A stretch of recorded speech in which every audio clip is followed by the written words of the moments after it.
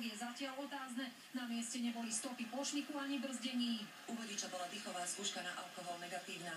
K vyšetrovaniu dopravnej nehody bude pribratý aj znalec odboru cestnej dopravy.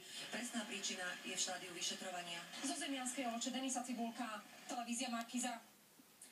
Nechce svoje vlastné deti. Košičanka zverila dve malé deti sestre a jej priateľovi. Prespávali s nimi v aute na parkovisku sídliska rovno pred oknami paneláku.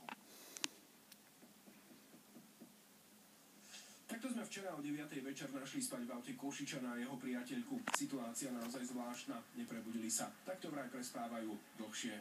To je auto, ja by mal hoca ako zrovna, a toto stojí už zarastajú gumy, to už vidno, že asi rok. V tomto aute na zadnom sedadle prespávali dve malé deti. Dievčatko má iba 9 mesiacov, jej starší braček 3 roky. Obidvaja boli na zadných sedadlách zabalení v dekách v pacákoch.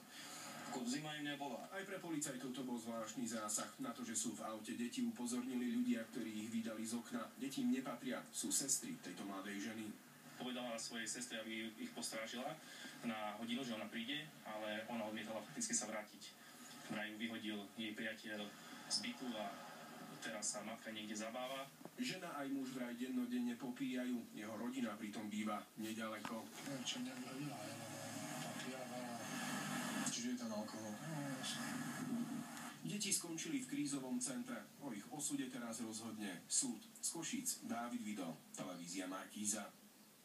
Mesto Bratislava žiada od Ivana Kmotríka za výstavbu futbalového štadióna nájomné 50 000 eur ročne. Či to podnikateľ príjme, ešte nie je isté. Ak áno, nový štadión by sa v hlavnom meste mohol začať stavať za 2 mesiace.